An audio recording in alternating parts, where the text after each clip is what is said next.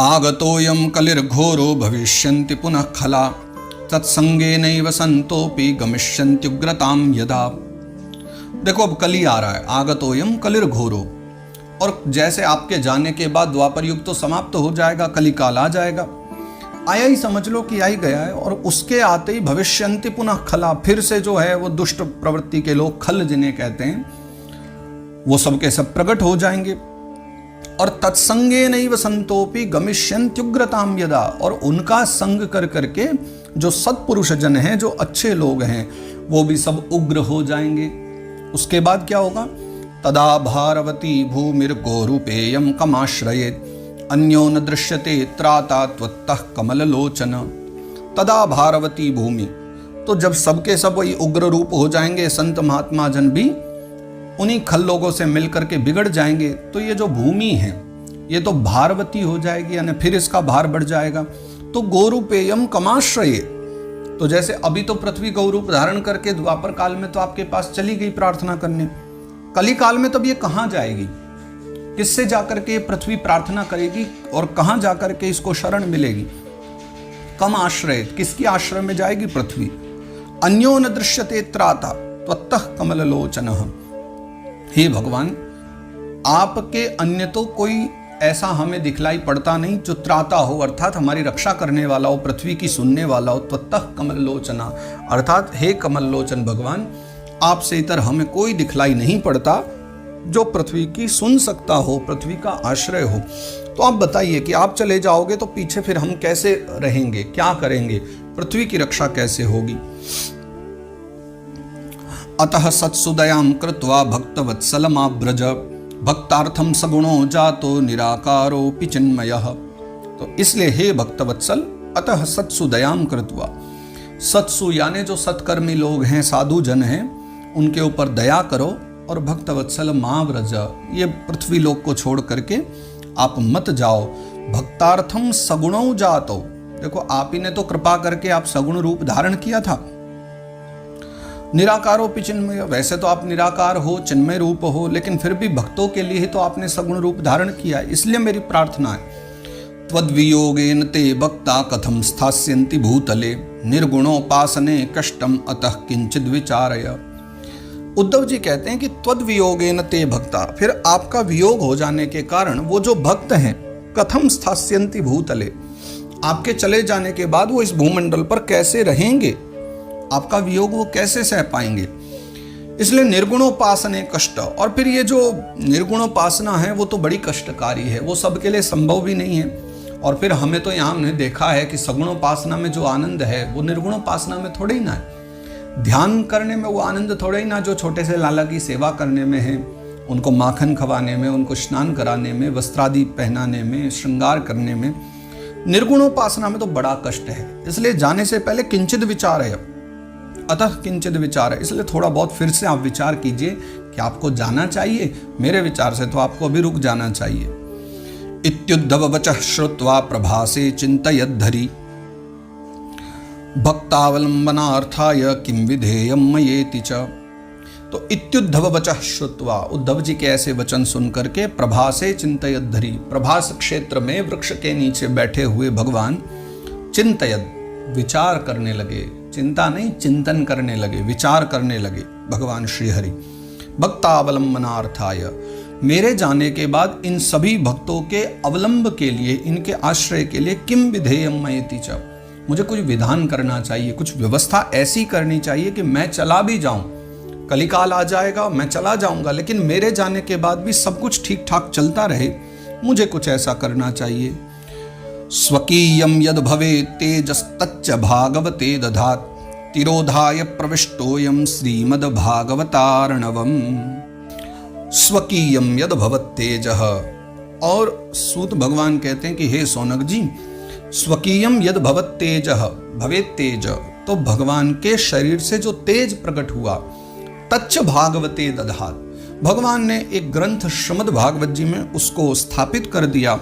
और तिरोधाय प्रविष्टोयम श्रीमद्भागवतार्णवम्, स्वयं तो भगवान अंतर ध्यान हो गए, तिरोभाव हो गए, और स्वयं भगवान ने प्रविष्टो अयम श्रीमद्भागवतार्णवम्, अर्णव कहते हैं समुद्र को, भागवत रूपी जो विशाल समुद्र है उसमें भगवान ने प्रवेश कर लिया। तो ये जो साक्षात हैं श्री कृष्ण रूप ही हमारे सम्मुख विद्यमान है। भागवत जी में भगवान पधारे हैं। और आगे फिर उसके विषय में कहते भी हैं सूत भगवान, तेनेयं वाङ्मयी मूर्ति प्रत्यक्षा वर्तते हरेः सेवनात् श्रवणात् पाठात् दर्शनात् पापनाशिनी। इसलिए भागवत जी की इतनी महिमा है कि तेनेयं वाङ्मयी मूर्ति, इसलिए जो श्रीमद् भागवत जी की जो कथा है ये भगवान की वाङ्मय मूर्ति है, भगवान के मुख रूप है ये। और इसी कारण से ये शब्दमयी मूर्ति होने के कारण प्रत्यक्षा वर्तते हरे, साक्षात हरि का रूप कहा गई है भागवत जी। तो सेवनात्, इसका सेवन करने से, श्रवणात् सुनने से, पाठात् पढ़ने से, अथवा दर्शनात् देखने मात्र से, पाप नाशिनी। श्रीमद् भागवत जी नित्य घर में रखी हो, दर्शन भी हो जाए एक भक्त के लिए, वो भी सौभाग्य की बात है।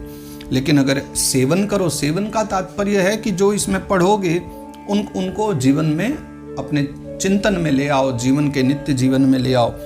ऐसा सेवन या श्रवणात्, सुनना, पढ़ना, दर्शन सब पापनाशी है।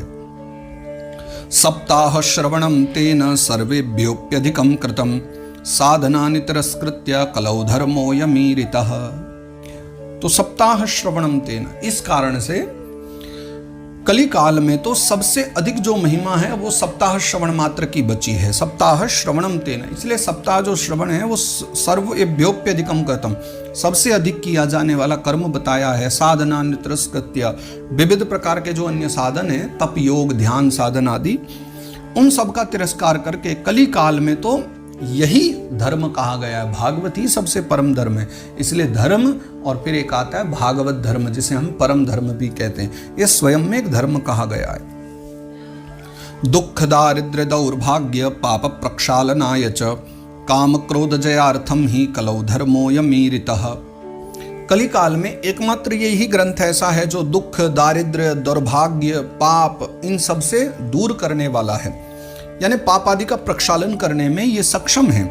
और काम क्रोध जयार्थम ही, काम क्रोध आदि जो विकार हैं उन पर विजय पाने के लिए भी कली काल में यही एक धर्म कहा गया है, धर्मोऽयमीरितः।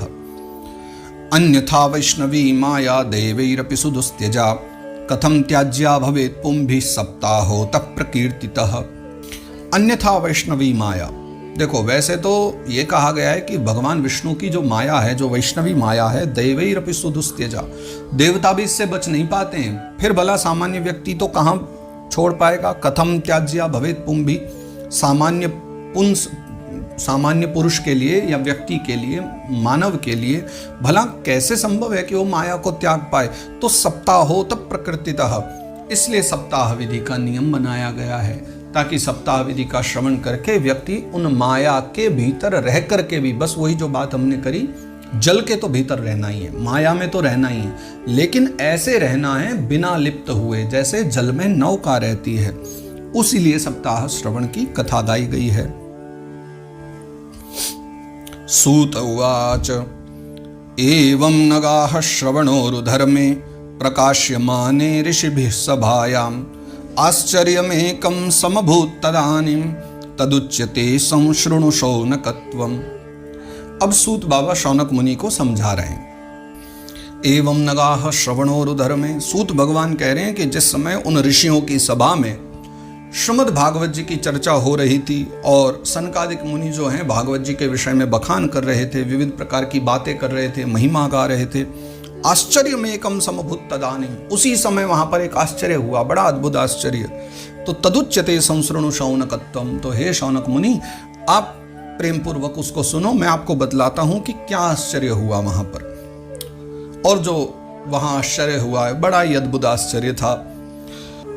भक्ति सुतौ तौ तरुणौ गृहीत्वा प्रेमैकरूपा सहसा विरासीत् श्री कृष्ण गोविंद हरे मुरारे नाथेति नामानि मुहुर्वदन्ति।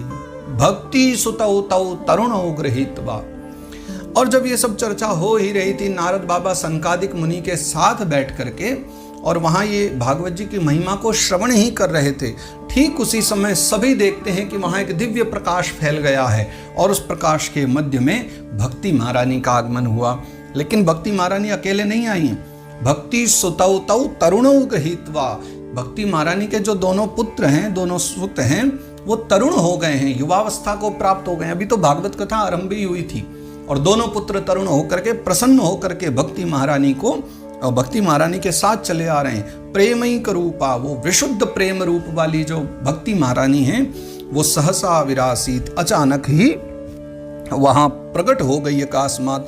लेकिन कैसे प्रकट हुई कि श्री कृष्ण गोविंद हरे मुरारे नाथेति नामानि मुहुर्वदन्ति, बार बार भक्ति महारानी के मुख से श्री कृष्ण, हे गोविंद, हे हरि, हे मुरारी, इस प्रकार के शब्द उनके मुख से उच्चारित हो रहे थे। और भगवान नामों को बार बार उच्चारण करती हुई, मुहुर्वदन्ति, बार बार बोलती हुई, हे नाथ, हे मुरारी, हे कृष्ण, हे हरि, ऐसा बोलती हुई सहसा विरासित, अचानक वहां भक्ति महारानी प्रकट हो गई।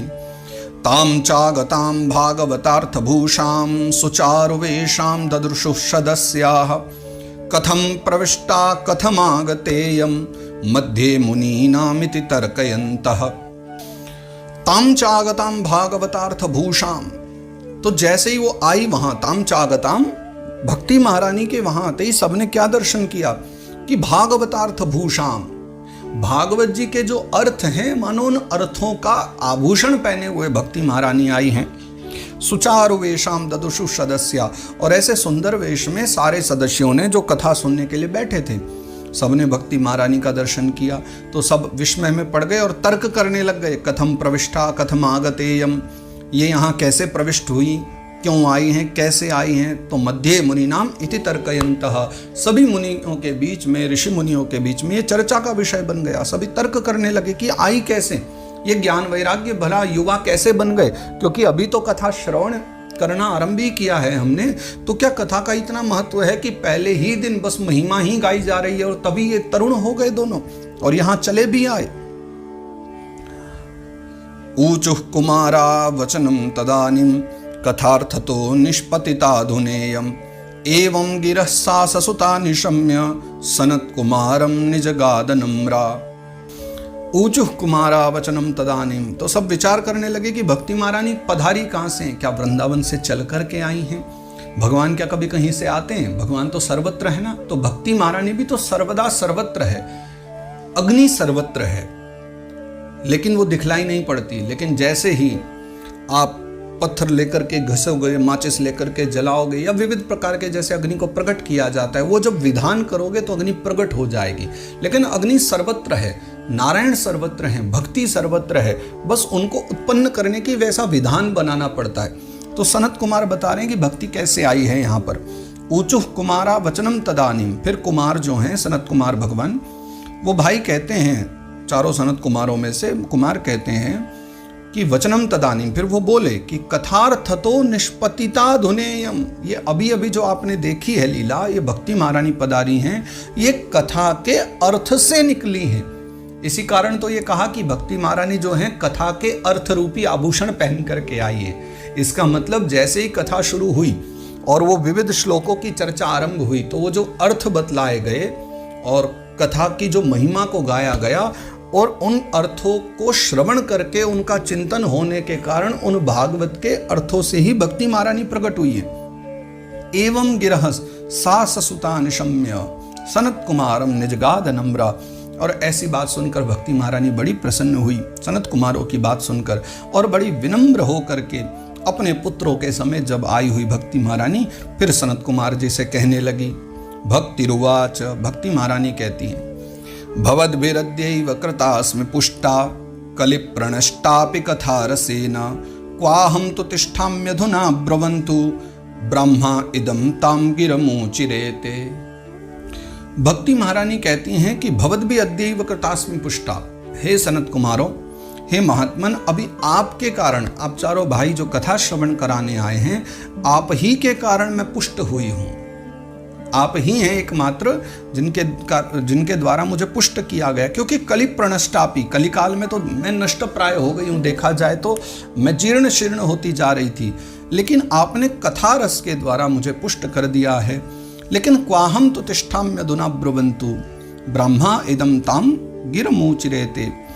तो क्वाहम तो तिष्ठामि अधुना ब्रुवन्तु, अब कृपा करके ये बताइए कि मैं कहाँ बैठूं, मेरे लिए स्थान कहाँ है, मैं रहूं कहाँ, कृपा करके ये बताइए। तो ब्रह्मा इदम ताम गिरमूचिरेते, भक्ति महारानी की बात सुन करके जो ब्राह्म हैं, ब्राह्म मतलब ब्रह्मा जी के पुत्र अर्थात सनकादिक मुनि, फिर वो कहते हैं भक्ति महारानी को, भक्तेषु गोविंद स्वरूप कर्त्री प्रेमैक धर्त्री भवरोग हंत्री सा त्वं च तिष्ठस्व सुधैर्य संश्रया निरंतरम वैष्णव मानसानी। सनत कुमार कहते हैं कि देवी भक्तेषु गोविंद स्वरूप कर्त्री, भक्तों के हृदय में भगवान के स्वरूप को देने वाली आप ही हो। भक्ति के कारण ही तो भगवान का स्वरूप जन्म लेता है, भगवान का एक स्वरूप भक्त के हृदय में भक्त धारण कर पाता है। प्रेमैक धर्त्री, आप प्रेम प्रदान करने वाली हो, अनन्य प्रेम का संपादन करने वाली हो। भवरोग हंत्री, संसार का जो भवरोग है उस भवरोग को दूर करने वाली हो। तो सात्वम च तिष्ठस्व सुधैर्य संश्रया, इसलिए धैर्य धारण करके निरंतर अब जो है आप वैष्णव मानसानी, जो भक्त जन है, वैष्णव जन है, उनके चित्त में निवास करो, हृदय में बैठ जाओ। देखो यहाँ जो कथा चल रही है, कितने सारे भक्त बैठे हैं, आपके लिए तो स्थान बन गया ना बहुत सारा। तो आप कृपा करके ये जो परम प्रेमी भक्त जन हैं, इनके चित्त में, इनके हृदयों में, विष्णु भक्तों के हृदयों में अब आप निवास करो। ततोपि दोषाः कलिजा इमे त्वां द्रष्टुम न शक्ताः प्रभवोऽपि लोके एवं तदाज्ञावसरेऽपि भक्तिस्तदा निषन्ना हरिदास चित्ते। ततोपि दोषा कलिजा इमे त्वं द्रष्टुम न शक्ताः प्रभवोऽपि लोके। देखो वैसे तो कली के जो दोष हैं वो पूरे संसार में फैले हुए हैं, लेकिन सनत कुमार कहते हैं कि द्रष्टुम न शक्ता प्रभवोऽपि लोके, संसार में प्रभाव होते हुए भी जब आप भक्तों के हृदय में रहोगी तो कलयुग का प्रभाव आप तक नहीं पहुंचेगा, भक्तों के हृदय तक कलयुग का प्रभाव नहीं जाएगा।